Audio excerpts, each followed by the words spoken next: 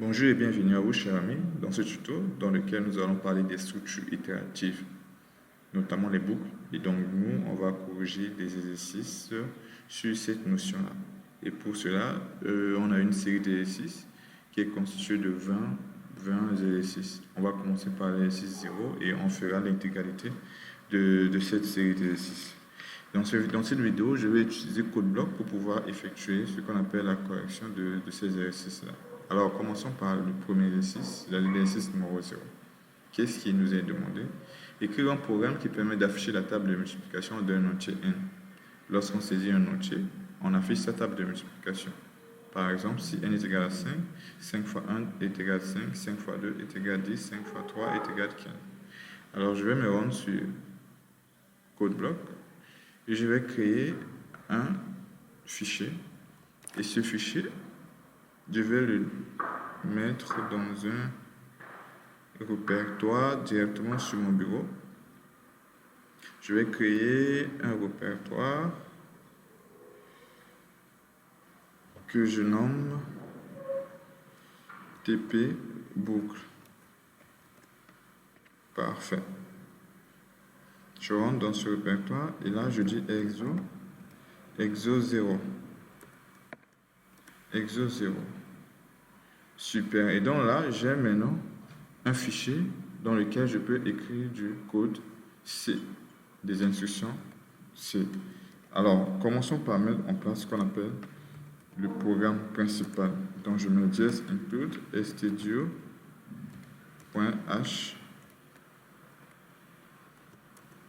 int main. Parfait. Je vais mettre return 0. Et là, nous, on a besoin d'un nombre. Donc, je mets int 1. On a dit un programme qui permet de faire quoi? De saisir un nombre et d'afficher sa table de multiplication. Donc, n sera le nombre qui doit être saisi.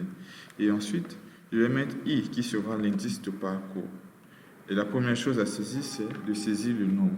Donc, je vais saisir le nombre, du moins, désolé, en utilisant une boucle qui se nomme doWhile, et notamment pour faire le contrôle de saisie. Le nombre qu'on va saisir, je vais saisir un nombre lorsque on sort, ou bien lorsqu'on accepte le nombre, il faudrait que le nombre soit différent de 0. Ou du moins, je ne veux pas faire la table de multiplication d'un nombre qui s'appelle, ou bien qui a comme valeur 0. Donc 0, on ne peut pas afficher cette table de multiplication. Donc je dois faire le contrôle à ce que le nombre saisi doit être différent de 0. Donc, qu'est-ce que la boucle do veut dire? Do veut dire faire tant que n. Et nous, on a dit quoi? Lorsqu'on saisit 0, on va refaire la saisie. Donc, je dis do, c'est-à-dire refaire ou bien faire la saisie tant que la saisie, c'est 0. Donc, tant qu'on saisit 0, on refait la saisie. Donc, on peut saisir une valeur négative ou bien une valeur positive, mais on ne peut pas saisir 0 parce que afficher la table de multiplication de 0, ça n'a pas de sens. Parfait.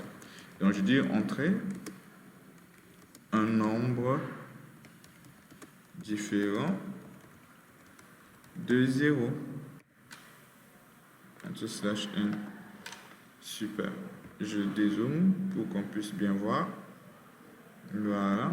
Je fais entrer scanf %d. Et là, je fais quoi? E commercial n. Là, je suis en train de lui demander de saisir le nom. Une fois que je saisis le nom, qu'est-ce que je fais? Pour afficher sa table de multiplication, je dis, je mets en place une boucle avec un indice de parcours qui quitte de 1. Pour faire la table de multiplication, on peut multiplier de 1 le nombre là par 1, par 2, par 3, jusqu'à par 10 ou bien jusqu'à par 12. Donc, je dis, je vais commencer à le multiplier par 1. Donc, l'indice de parcours quitte 1. Je dis, je vais partir jusqu'à 10. Donc, inférieur est égal à 10.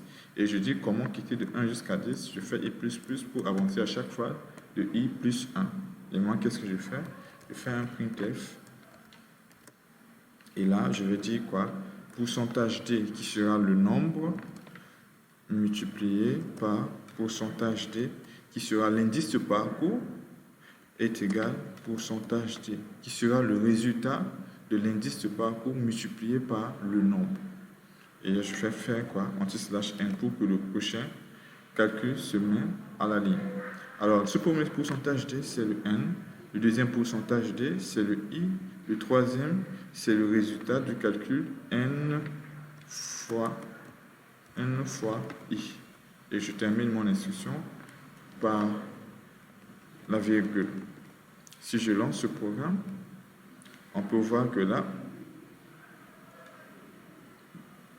je zoome pour qu'on puisse bien voir.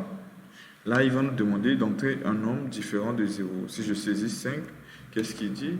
Il va faire 5 fois 1 est égal à 5, 5 fois 2, ainsi de suite, ainsi de suite. Alors, la boucle là, la boucle pour qu'on a mis, qui parcourt de 1 jusqu'à 10, c'est lui qui détermine ses valeurs 1, 2, 3, 4, 5, ainsi de suite. Mais le nombre, lui, il ne varie pas. Donc, lorsqu'on dit printf pourcentage d, c'est-à-dire le nombre, ce n-là, c'est lui qui s'affiche ici à chaque fois, et multiplié par pourcentage d, ce nombre-là, qui est l'indice du parcours i, qui quitte 1, après, il passe à i suivant 2, 3, ainsi de suite. Et puis après, le troisième résultat, c'est-à-dire le produit de ces deux nombres. Si je fais ça, je réduis la taille de mon écran. Voilà, on peut voir que cette troisième valeur, ce n'est rien d'autre que le n fois i. Parfait. Alors, passons maintenant à l'exercice suivant, c'est-à-dire quoi? L'exercice 1. Écrire un programme qui permet d'afficher le max et le min d'une série de n valeurs. Pour faire cet exercice, on va créer un autre fichier. Je vais enregistrer exo 1. Super, je zoome. Et là, je vais toujours mettre à chaque fois mon programme principal studio.h et ensuite int main, ok, avec mon return 0 comme d'hab. Ensuite, qu'est-ce qu'on nous demande dans l'exercice là?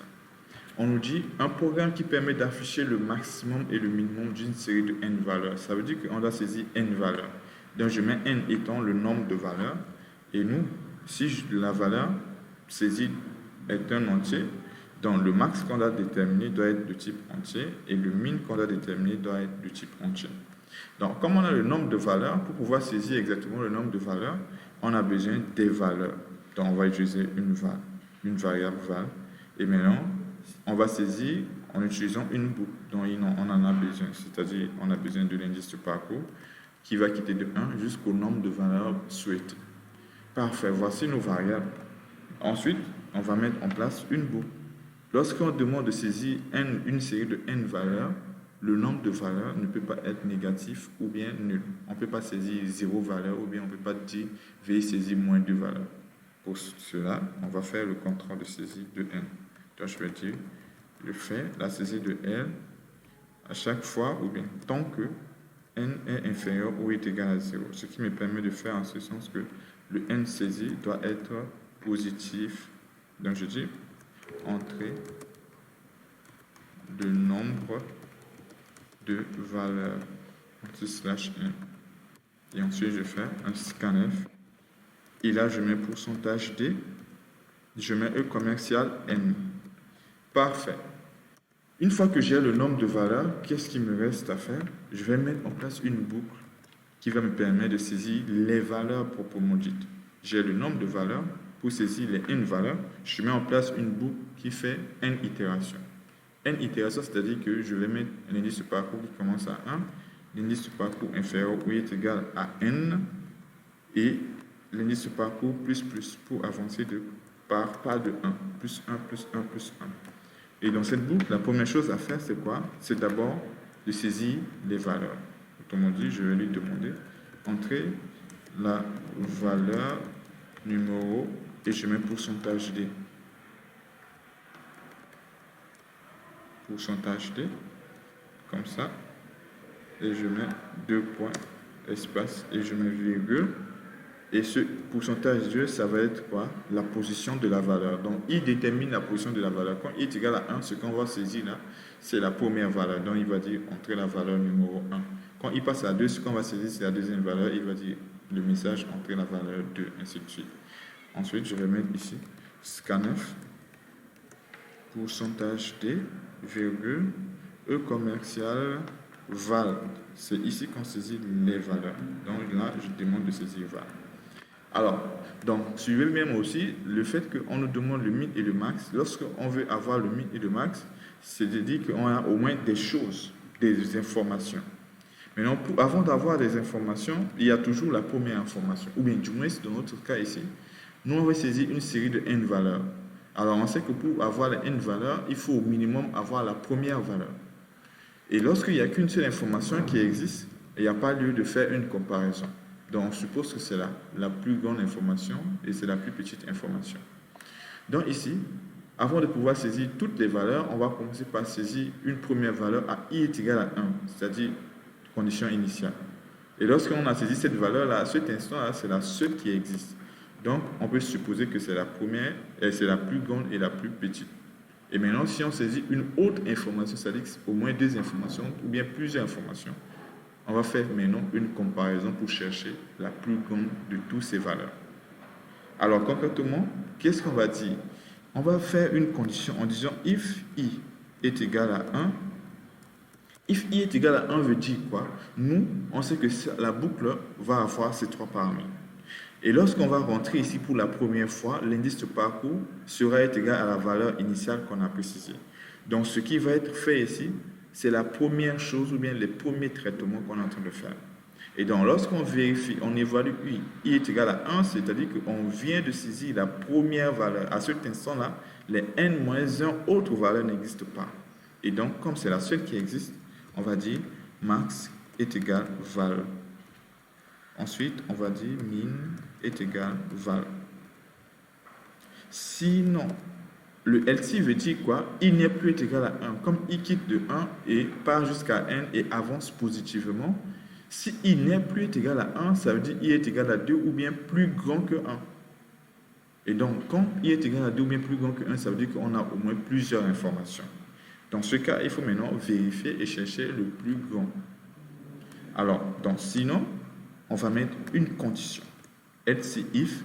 Maintenant, else if, c'est-à-dire que si on vérifie le max que nous, on avait, si le max, en fonction de val, s'il y a une différence, seulement pour changer le max, on verra que si c'est max qui est plus petit que la nouvelle valeur. Autrement dit, pour chaque indice de parcours, pour faire simple, pour chaque indice de parcours, on saisit une valeur. Donc, lorsque i est égal à 1, on saisit une valeur, on a mis cette valeur dans max et min. Donc, on ne rentre pas dans le LC. Après, i va passer à 2. Lorsque i passe à 2, qu'est-ce qui se passe? On va saisir une autre valeur. Et lorsqu'on saisit une autre valeur, i n'est plus égal à 1, il va venir dans le LC. La nouvelle valeur est saisie dans val. Et on avait un soi-disant max. Et on vient de saisir une val. Et donc, qu'est-ce qu'on dit? On va rentrer dans le else if. On a une valeur maintenant et on avait un max. Maintenant, il faut chercher le maximum des deux informations. Pour chercher le maximum des deux informations, on va vérifier si val est plus grand que notre ancien max. Si oui, c'est-à-dire qu'on vient de saisir une nouvelle information qui est plus grande que le maximum qu'on avait. Dans ce cas, on va changer le maximum par val. On dit max que soit val. Et on va faire la même chose pour le min.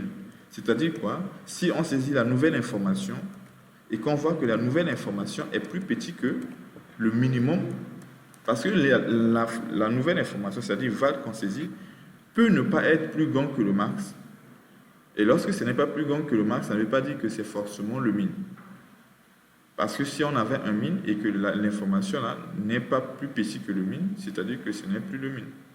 Donc l'information peut être plus grande que le max, plus petite que le max, mais plus grande que le min. Mais nous, ce qui nous intéresse, c'est quoi? Si l'information n'est pas plus grande que le max, c'est-à-dire qu'on ne change pas le max, et qu'on voit que l'information est beaucoup plus petite, ou bien plus petite que le min, alors, c'est-à-dire que le minimum qu'on avait, on va le changer puisqu'on vient de trouver quelque chose qui est beaucoup plus petit qu'elle. Donc, lorsque vous voulez chercher une série chercher le minimum et le maximum d'une série de valeurs, il faut vous assurer toujours de dire quoi. Lorsque c'est la première information que je suis en train de manipuler, je suppose que c'est la max et notre minimum. Sinon, si on a d'autres informations, on vérifie si la nouvelle information est plus grande que notre max. Si oui, on change le maximum. Sinon, si on vérifie et qu'on voit que la nouvelle information est plus petite que le min, on change le min par la nouvelle information. Et surtout, on s'assure qu'on sort de la boucle. Pour savoir si on sort de la boucle, vous mettez juste le curseur sur l'accolade ouvrante de la boucle, vous allez voir où ça se termine. Et donc, vous mettez le curseur, vous faites Entrée. Et ensuite, on affiche le maximum et le minimum. Je vais dire max 2 points, pourcentage D, et min 2 points, pourcentage D. Et là, je vais faire virgule, max, virgule, min. Je termine mon instruction par point virgule. Alors, je compile pour voir le résultat. Et alors là, je vais zoomer. Parfait. Je vais zoomer. Entrer le nombre de valeurs, je vais saisir 4 valeurs. Valeur numéro 1, je vais saisir 6. Numéro 2, 12. Numéro 3, je fais 3. Numéro 4, je vais faire 10. Et là, il me dit, la plus grande valeur est 12. La plus petite valeur est 3. Parfait. L'exercice suivant parle de quoi? Écrire un programme qui permet de calculer le factoriel d'un nombre. Et on a montré comme exemple ici, le factoriel d'un nombre, c'est quoi? C'est le produit des valeurs dans l'intervalle de 1 et ce nombre. Factoriel d'un nombre, c'est le produit des valeurs entre 1 et le nombre. Pour cela, on va venir dans notre fichier d'exercice ici. Je vais faire quoi? Créer un nouveau fichier qui sera nommé exo2. Je vais zoomer et je vais mettre js include studio.h int main. Parfait. Return 0. Et nous, pour avoir le factoriel, on a besoin du nombre parce qu'on fait le factoriel d'un nombre. Et ensuite, on a dit quoi? Le factoriel d'un nombre, c'est quoi? C'est le produit. Donc, je vais avoir une variable prod qui sera le produit. Et le produit des valeurs, on l'initialise avec ou bien par l'élément neutre des produits d'information de valeur. Donc, 1, c'est l'élément neutre pour le produit des valeurs. Et maintenant, comme on doit parcourir l'intervalle de 1 jusqu'au nombre, on a besoin d'un indice de parcours. Je vais mettre i, point virgule. Et maintenant, je vais demander de saisir, mais je vais saisir un nombre qui va être supérieur ou est égal à 0. C'est-à-dire que je ne veux pas avoir le factoriel des nombres négatifs. Pour cela, je fais un contrôle de saisie. Je vais dire quoi? While, je saisis le n. Donc, faire la saisie de n, while n est strictement inférieur à 0. C'est-à-dire que je vais avoir des valeurs, je ne veux pas avoir des valeurs négatives. Donc, je dis à chaque fois que la valeur est négative, tu fais la saisie. Je dis printf ici. Entrer un nombre non négatif. Bon, vous l'aurez compris, non négatif. Parfait. Anti/n pour le retour à la ligne. Scanf, pourcentage D, virgule, je fais pourcentage E commercial N1. Là maintenant, j'ai le nombre. Une fois que j'ai le nombre, comme je dois faire le produit de valeur entre 1 et ce nombre-là, je vais faire une boucle i qui va quitter de 1 jusqu'au nombre. De 1 jusqu'au nombre, ça parcourt tous les nombres. Donc, tous les nombres qui se trouvent entre 1 et ce nombre-là. Donc, je dis i inférieur ou est égal à n, i plus plus. Parfait. Donc, si par exemple n qu'on a saisi, n est égal à 3, i va quitter de 1, après 2, après 3. Et maintenant, on doit faire le produit de 1, 2, 3. Autrement dit, on doit faire le produit de i. Mais notre variable qui reçoit le résultat s'appelle prod. Donc, qu'est-ce qu'on va dire? Pour faire le produit de i, on va mettre prod est égal à prod multiplié par i. Donc, le factoriel, c'est le produit des valeurs qui se trouvent entre 1 et le nombre.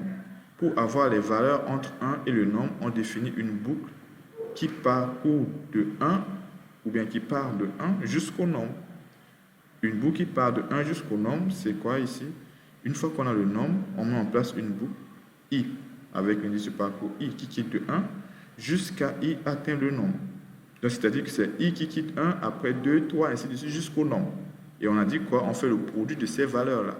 Donc, on va faire le produit de i. On dit produit est égal à prod multiplié par i. On ne dit pas produit est égal à i fois i, non. Faire le produit de i, on a mis prod à 1. Pour dire quoi? Lorsqu'on va prendre le prod, la multiplier par i, le résultat sera seulement le produit de i. Parce que tous les i multipliés par 1, ça va donner que le produit de i. Et donc, on fait produit est égal à produit fois i. Et non, produit est égal à i fois i. Parfait. Et à la fin, il nous faut afficher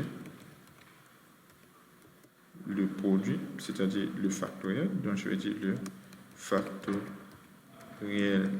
de pourcentage d est pourcentage d. Et alors, le premier, ça va être le nombre. Le deuxième, ça va être prod. Parfait. Et si je lance ce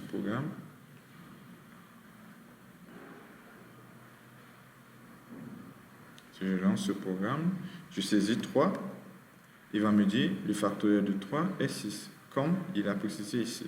Supposons que je saisis 4. Je vais venir ici, je vais lancer le programme, je vais saisir 4. Il va me donner 24 normalement. Parfait, il me dit le factoriel de 4 est 24. Donc le principe du factoriel, c'est simple. Faire le produit des nombres entre 1 et le nombre lui-même. Alors, on déclare une variable produit, on initialise à 1, on met en place une boucle qui est de 1 jusqu'au nombre, et on fait le produit de ces valeurs. Donc, c'est i qui parcourt ces valeurs, donc on fait le produit de i. Enfin, on affiche le résultat, le factoriel. Alors, l'exercice numéro 3. L'exercice 3 demande de calculer la somme et la moyenne des nombres saisis. Cette fois-ci, on n'a pas à savoir exactement le nombre des valeurs à l'avance. On dit, on va laisser la possibilité à l'utilisateur de saisir. Il va saisir tant qu'il saisit une valeur différente de 0. Et lorsqu'il saisit quelque chose est égal à 0, on va arrêter la saisie. On saisit que tant que l'utilisateur saisit quelque chose différent de 0. Pour cela, on vient sur notre programme. Je vais créer un fichier que je vais appeler exo3. Et je fais dièse include stdio.h int main return 0. OK. Donc, on va avoir besoin de saisir n. N étant notre valeur, pas le nombre de valeurs. 1, c'est la valeur. Et revenons ici pour voir. Ce qu'on nous demande de calculer, c'est quoi? On doit avoir non seulement la valeur, on doit saisir les valeurs, et maintenant, on doit vers la fin faire la somme et trouver la moyenne. Donc, calculer la moyenne et la somme des nombres saisis. Qu'est-ce qui se passe? Pour faire la somme, on a besoin d'une variable somme qui va être initialisée à 0, qui est l'élément neutre pour la somme des valeurs. Qu'est-ce qu'on a besoin pour pouvoir, puisqu'on ne connaît pas le nombre de valeurs à l'avance, donc pour faire la moyenne, on sait que la moyenne sera la somme divisée par le nombre des valeurs. Or, on ne demande pas de saisir le nombre de valeurs. On dit que n, ce sont les valeurs. On lui demande de saisir, il saisit. On lui demande de saisir, il saisit. Dès qu'il saisit 0, on arrête la saisie. Donc, on ne va pas dire, on lui demande combien de valeurs il veut et puis on laisse la possibilité de saisir les valeurs. Non. On lui laisse juste la possibilité de saisir les valeurs jusqu'à ce qu'il saisisse une valeur 0 et puis on arrête. Donc, on ne connaît pas le nombre de valeurs saisies à l'avance. Donc, je vais dire quoi? Pour le savoir, je vais mettre un compteur de valeurs à 0. Ce qui me permet de dire quoi? À chaque fois que je saisis un nombre qui sera différent de 0, je vais le compter et je vais l'ajouter aussi à la somme. Et aussi, je vais déclarer la moyenne qu'on doit déterminer. Sauf que la moyenne doit être un réel. Parfait. Maintenant, je vais rentrer dans une boucle while. Et qu'est-ce qu'on a dit? On a dit qu'on va faire la saisie tant que la saisie est différente de 0. Donc je vais dire faire tant que n différent de 0. Faire la saisie. Saisie de quoi? Printf. Entrer une valeur. Je dis bien que ce n'est pas le nombre de valeurs. Ce sont les valeurs qu'on est en train de saisir. Et je fais scanf pourcentage d. Et je mets E commercial N. Voilà, donc on a dit, on saisit des valeurs tant que la valeur saisie est différente de 0. Et dire ça, c'est-à-dire quoi? Faire une boucle do while n différent de 0. Faire tant que la valeur saisie n est différente de 0. Et donc la valeur, on la saisit dans la boucle. À chaque fois, on saisit. Mais il faut savoir qu'ici, on peut saisir plusieurs valeurs. Mais on ne connaît pas combien de valeurs on peut saisir. Jusqu'à ce qu'on appuie sur 0 pour arrêter la saisie. Et nous, maintenant, chaque fois qu'on saisit, on doit faire quoi? Ajouter la saisie dans la somme. Donc je dis somme est égale somme plus la valeur, c'est-à-dire plus n. On sait que même si on saisit après 0, le 0 qui va être ajouté à la somme, ça ne va pas changer quelque chose en termes de résultat. Donc à chaque fois qu'on saisit une valeur, on ajoute la valeur à la somme. Et on vérifie est-ce que la valeur c'est 0. Si oui, qu'est-ce qui se passe? Si c'est différent de 0 du moins. Si c'est différent de 0, on refait la saisie. On lui demande de saisir du moins quelque chose de nouveau. Si saisit une nouvelle information et qu'on voit que c'est différent de 0, on ne sort pas, on lui demande de saisir encore une autre valeur. Il saisit, jusqu'à ce que s'il saisit une valeur 0, nous, on va arrêter la saisie. Et donc, pour connaître le nombre de valeurs saisies, on va maintenant chercher le nombre de valeurs avec le CPT. Donc, dans la boucle, lorsqu'on fait la somme, avant de compter, on va vérifier parce qu'on ne va pas compter 0. 0 étant la valeur qui permet d'arrêter la boucle. Donc, qu'est-ce qu'on dit? If n différent de 0, qu'est-ce qu'on fait? On peut le compter. On peut mettre CPT++. Donc, je dis if n différent de 0, CPT++. Comme il y a une seule instruction, même si on le met entre accolades, il n'y a pas un problème. Mais comme c'est une seule instruction, je peux ne pas le mettre dans l'accolade. Je peux mettre tout simplement comme ça. Je le mets comme ça, et ce qui veut dire que ça appartient à ce if. Mais si je dois écrire deux lignes dans le if, je mets les deux lignes entre accolades pour dire quoi? Que ces deux lignes appartiennent au if. Lorsque vous ne mettez pas de l'accolade et que vous mettez par exemple CPT et puis un printf comme ça, la seule chose qui appartient au if, c'est-à-dire la seule chose qui sera déclenchée lorsque le if sera vérifié, c'est juste la première ligne. Parfait. Ce qui permet de dire quoi? Comme là, il n'y a qu'une seule instruction, ce CPT, cette ligne appartient à if. Super. Maintenant, une fois que je finis de saisir, je sors de la boucle et je détermine la moyenne. Là, maintenant, je vais dire moyenne est égale. Étant donné que le CPT, c'est un entier et que la somme, c'est un entier, si je fais CPT est égal somme divisé par... si moyenne est égale somme divisé par CPT, c'est-à-dire somme, moyenne est égale somme de valeurs à la somme de valeurs divisée par le nombre de valeurs. Et maintenant, comme ce sont des entiers, on sait si on fait la division comme ça, même si moyenne est de type réel, il ne va pas récupérer les valeurs après virgule. Donc nous, on va faire tout simplement du casting ici en faisant une parenthèse avant notre formule de calcul et on va mettre float pour faire le casting afin de pouvoir récupérer la partie réelle de la division. Et à la fin, je fais printf la moyenne donne pourcentage point 2f et je mets ici virgule moyenne mais aussi il ne faut pas oublier d'afficher la somme. Donc printf la somme donne pourcentage d cette fois-ci. Anti/n, virgule, je mets somme.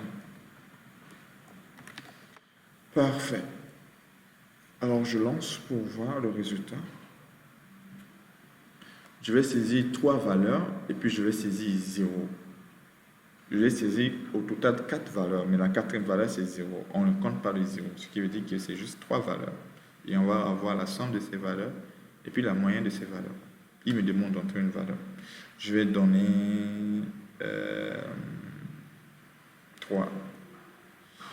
Une autre valeur, je vais donner 4. 4 plus 3, normalement ça fait 7.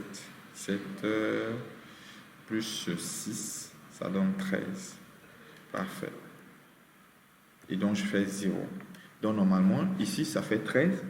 Si je fais 0, normalement, la somme, ça donne 13. Mais nous, on a 3 informations. On ne compte pas de 0. Comme vous l'avez vu ici, j'ai dit quoi? If n différent de 0, c'est là qu'on compte. Donc, ça veut dire que si il voit ça, il compte ça, il compte ça. Mais lorsqu'il voit ça, il ne va pas le compter. Ce qui nous fait au total 3 informations. Donc, la somme va être 13. Et la moyenne, c'est quoi? C'est 13 divisé par 3. 13 divisé par 3, on va avoir 4, 33. Parfait.